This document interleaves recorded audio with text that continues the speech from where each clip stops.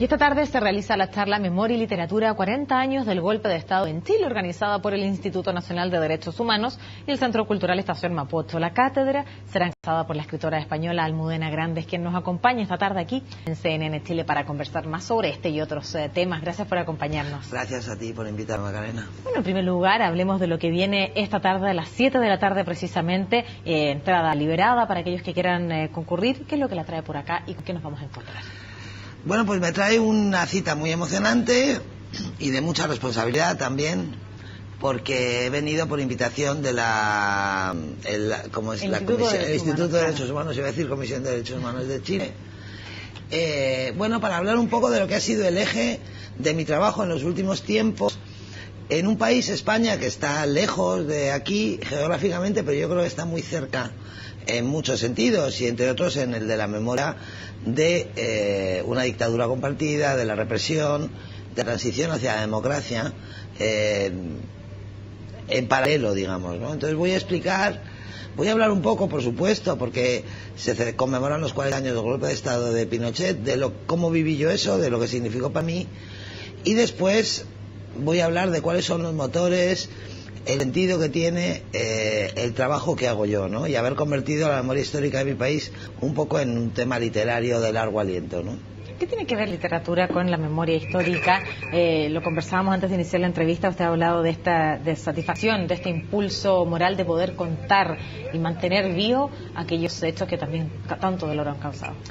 Para mí, la idea de escribir 6 novelas, que es mi proyecto actual, para contar la posguerra de mi país en 6 novelas, desde el año 39 al año 64, es un privilegio. Realmente para mí como escritora ha sido una cosa muy afortunada, porque cuando empecé a investigar y a indagar, y me fui encontrando historias muy especiales, muy novelescas, ¿no? Que tenían en común la condición de no haber sido contadas. Comprendí que los españoles estábamos viviendo encima de una mina de oro, ¿no? O sea, que debajo del suelo donde yo pisaba había un filón tremendo de villanos, de aventuras, de historias singulares. Y yo creo que para cualquier narrador es muy irresistible. Para un escritor, encontrar un filón ahí del que puedes extraer historias y tal, es muy irresistible. Pero al mismo tiempo, esas historias me daban la oportunidad de satisfacer un impulso moral, de dirigirme al lector español y decirle: mira, aunque tú no lo sepas, aquí en este país vivió esta gente, hizo estas cosas y las hizo por ti.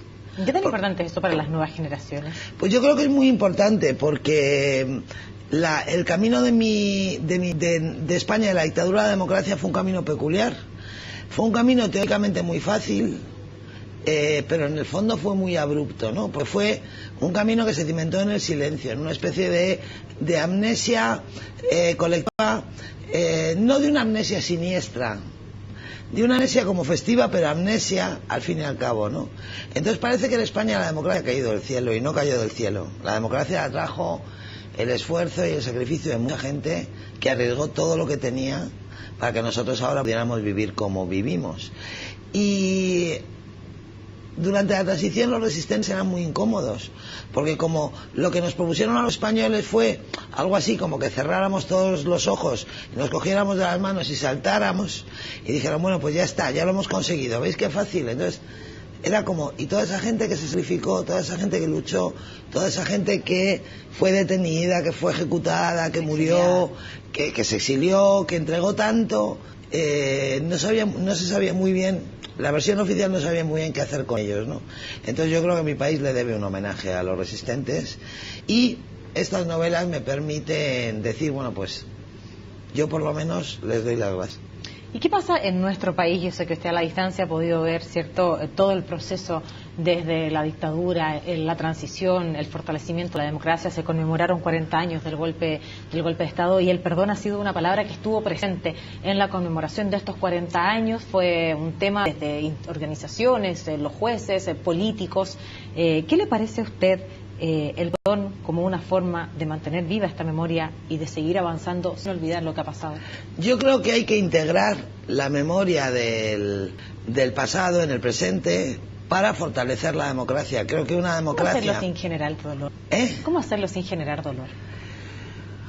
Bueno, digamos que probablemente no se trata no existe un camino que no genere dolor, pero la ausencia de estrategia genera más dolor, digamos, ¿no? O sea, la ausencia de una estrategia de memoria en un país donde no hay una política de memoria, siempre hay una parte de los ciudadanos que se consideran como de segunda clase, que se consideran marginados, que tienen cuentas pendientes con el Estado, que no consideran que el Estado atienda a sus reivindicaciones de víctimas que son justas, ¿no? O sea que, digamos que eso es un dolor preexistente, y una política de memoria es verdad que puede generar dolor, pero yo creo que los pasados terribles son terribles y no se pueden cambiar, y sin embargo las heridas que no se cierran bien se pudren. O sea, las heridas hay que abrirlas, hay que limpiarlas, hay que desinfectarlas, y entonces se cerrarán, y eso será mejor para el conjunto de la sociedad. Probablemente no existe un analgésico capaz de borrar todo el dolor, porque cuando un país tiene una historia terrible, y esa es la historia que comparte mi país, cuando en un país pasan cosas terribles, cuando un país vive sujeto a un régimen de terror, se crean heridas que van a permanecer. La cuestión es cómo integrarlas en el futuro. Yo siempre digo que la memoria, en contra de lo que la gente piensa, no tiene que ver con el pasado. No es una revisión nostálgica del pasado. La memoria tiene que ver con el presente y tiene que ver con el futuro. O sea, la pregunta que hay que hacerse es: ¿en qué país quiero vivir yo? En un país donde sigue imperando el silencio, donde hay temas que no se tocan, donde los jóvenes no pueden preguntar porque no van a encontrar respuestas, en un país que no ha homenajeado a la gente que lo merecía, ni castigado a la gente que lo merecía. Ahí quiero vivir yo, ahí quiero que vivan mis hijos. O prefiero vivir en un país valiente y en un país que sea capaz de... no se trata de hacer justicia es una palabra dura porque es como justiciera, pero sí de alguna forma de honrar a la gente que luchó para que la democracia llegara hasta todos, ¿no? ¿Y cómo ha visto usted es complicado eso? ¿Y cómo ha visto usted ese proceso?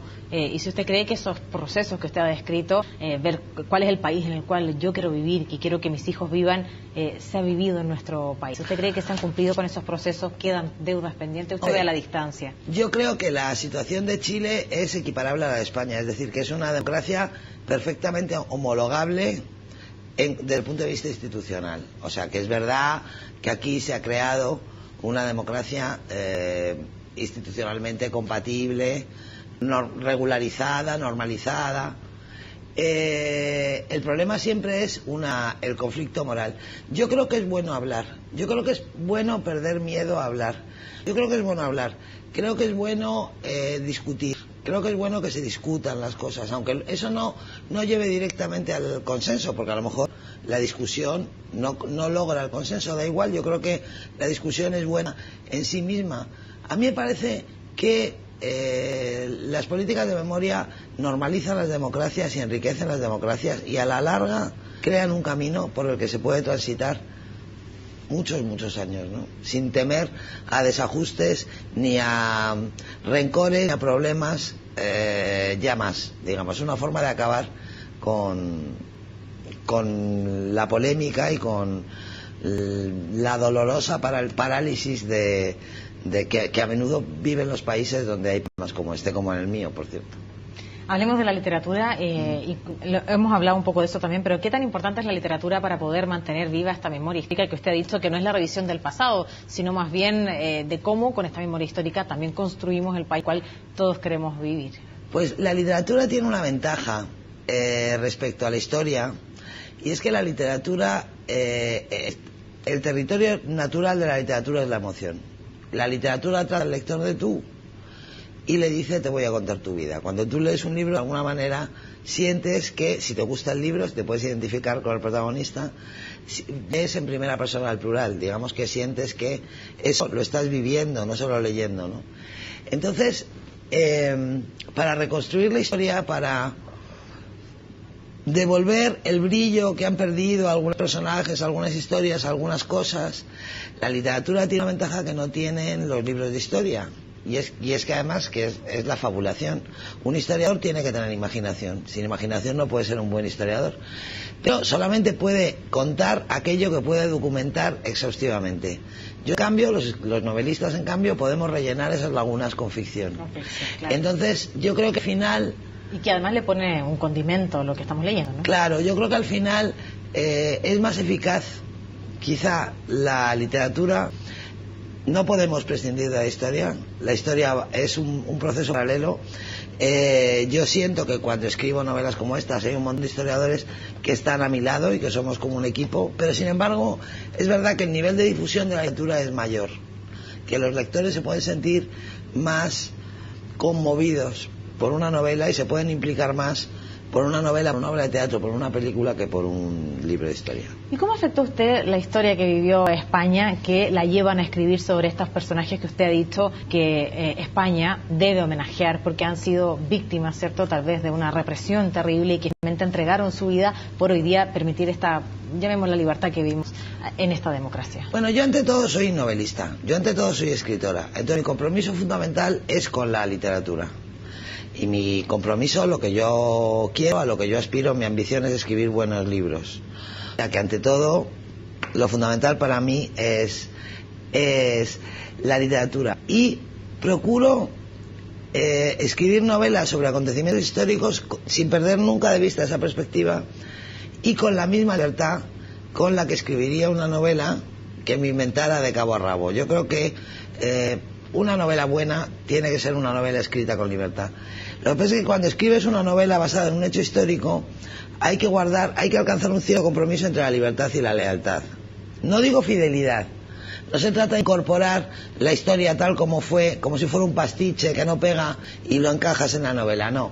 Hablo de lealtad porque se trata de tomar personajes reales y acontecimientos reales y introducirlos en la ficción por caminos que son verosímiles, que no extrañan, que son acordes con lo que esos personajes fueron, ¿no? Entonces yo ante todo escribo novelas y cuando las escribo procuro cuento historias de amor, historias de soledad, bueno, cuento lo que han contado siempre las novelas y ante todo procuro que emocionen, al lector, con independencia de que estén basadas en un hecho histórico real o no. Y hasta ahora para mí es muy gratificante este modelo. Hablemos un poco de esta vida tuya como escritora. Y has dicho que es lo primero que tienes en mente, saber que te debes a la novela. Tu primer libro, Las Edades de Lulú, 1989, un género completamente distinto al cual tú exploras hoy día, pero es un género que en otros escritores y en otro tipo de plumas, sin duda, han sido bestseller. ¿Has pensado volver a eso? No he pensado, no. Me da mucha pereza, porque además es verdad que ahora la literatura erótica está viviendo una especie de resurgimiento, pero es un tipo de literatura distinta, ¿no? Sí. Una literatura que tiene más que ver con el bestseller juvenil, con libros como Crepúsculo, me parece a mí, o cosas así. Twilight, no sé cómo se llamaría aquí, se llama en inglés o en español.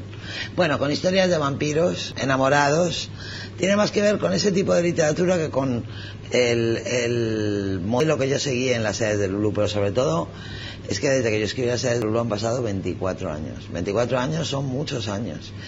Y me da pereza, la verdad, volver allí, ¿no? Y eso que de todas maneras, Las Edades de Lulú, ahora, con la perspectiva que tengo yo, y yo creo que con la perspectiva que tenemos los españoles, resulta una novela también histórica, de alguna forma, porque lo que cuenta fue la ebullición de España en los años 80, aquellos 80 en los que nos volvimos locos y éramos más modernos de todos, los más excesivos de todos.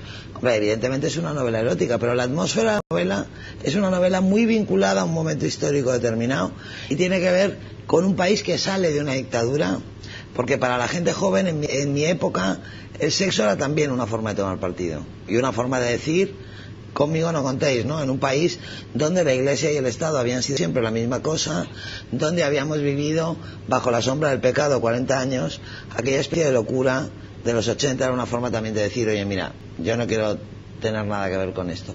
Quizá por eso no puedo escribir otra novela erótica ahora, porque ahora mismo para mí no es importante. En aquel momento era importante, para mí no es importante. ¿Por qué crees que se vuelven entonces importantes y bestsellers esos libros que hoy día son literatura erótica y que tú lo sabes, ¿cierto? Han sido lecturas obligadas para muchos. De verdad que no lo sé muy bien. O sea, yo me leí Las 50 sombras de Grey, me lo leí un poco en diagonal, porque son 3 tomos muy largos, y no acabo de estar muy segura de por qué han tenido tanto éxito. Supongo que porque en la base es una novela romántica.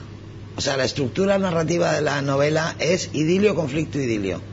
Multiplicado por mucho, porque es idilio, conflicto, idilio, conflicto, idilio, conflicto, idilio, porque se están peleando todo el tiempo, ¿no? Y entonces es como una novela romántica, una novela clásica.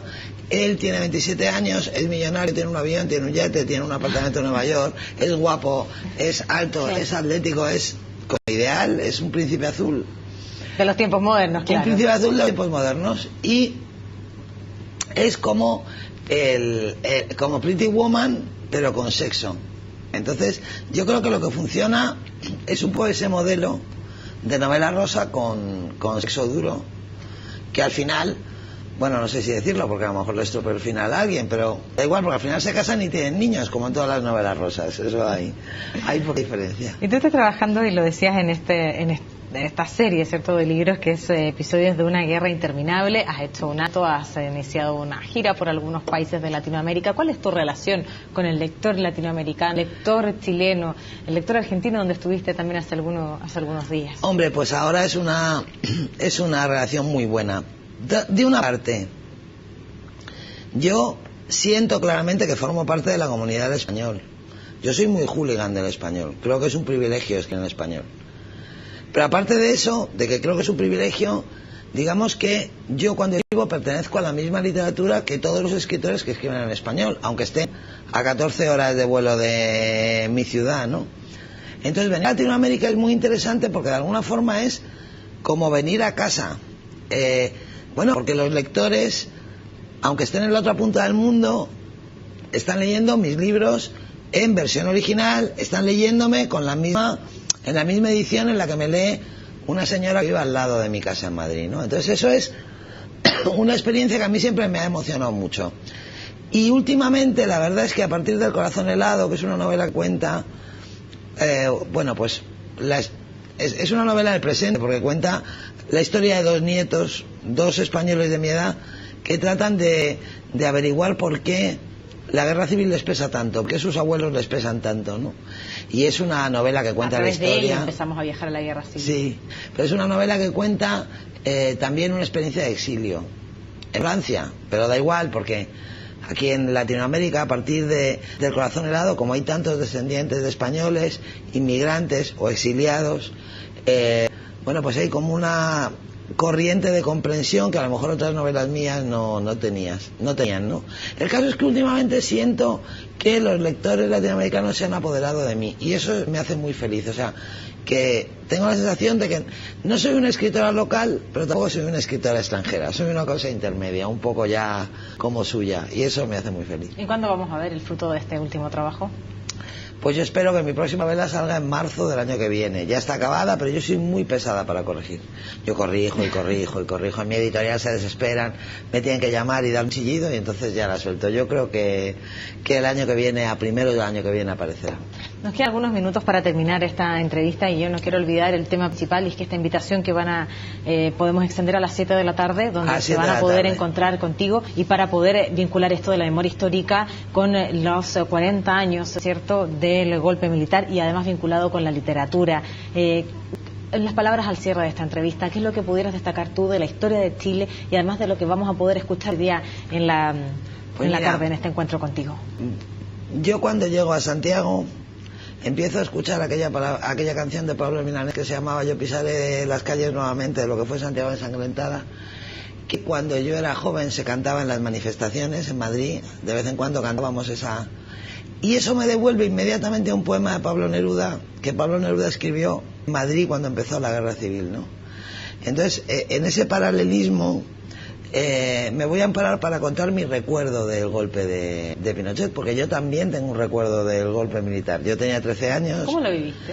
Pues yo me acuerdo, yo tenía 13 años, vivía en España y estaba en la última semana de las vacaciones, porque en aquella época empezábamos el colegio en octubre o a mediados de septiembre y veraneábamos en un pueblo de la Sierra de Madrid con toda la familia de mi madre. Y me acuerdo que yo llegué a merendar, iba con mi madre a merendar a casa de una hermana suya y estaban dos hermanos de mi madre allí en la televisión y yo me di cuenta por ellos, no por los demás, de que lo que estaba pasando en la tele era muy grave. O sea, para ellos era muy grave. Había mucha gente, debía ser una fiesta familiar o así. Mis dos tíos estaban delante de la televisión y uno de ellos estaba pasándolo mal, o sea, tenía cara de pasarlo mal. Y me acuerdo que salió al jardín a fumar en una época en la que se fumaba dentro de todas las casas, pero él salió y mi madre salió detrás de él y mi tío, nada más verla, le dijo: cállate, Moni. Mi madre se llamaba Moni. Mi tío no quería saber lo que mi madre le pudiera decir en ese momento. Y yo esa escena no fui capaz de entenderla hasta muchos años después, ¿no? Cuando empezaste a tomar en cuenta Claro. lo que empezaba a ocurrir Sí. en Chile. Bueno, Memoria y Literatura, 40 años del golpe de Estado en Chile, organizado por el Instituto Nacional de Derechos Humanos y el Centro Cultural Estación Mapocho. Va a ser cátedra que tú vas a ofrecer esta tarde a las 7 de la tarde, donde la invitación es liberada para aquellos que quieran ir también a ser parte de esto. ¿Alguna expectativa respecto a este encuentro con el público chileno? Pues bueno, yo voy a hablar en homenaje a mi tío Manolo, que aquel día estuvo a punto de llorar, y espero que sea emocionante también para los chilenos, y espero no defraudarles, porque este es un tema que yo, es verdad, en el que me he ocupado mucho y en el que he trabajado mucho, pero para mí recibir una invitación como esta, siendo española, en el fondo me parece una gran responsabilidad. Entonces espero encontrar una forma de contarles cosas que les interesen y que no les parezcan ajenas. Con eso me doy por satisfecho. Almudena Grandes, gracias por acompañarnos esta tarde aquí en CNN Chile. Gracias, Macarena. Y nosotros, luego de esta interesante entrevista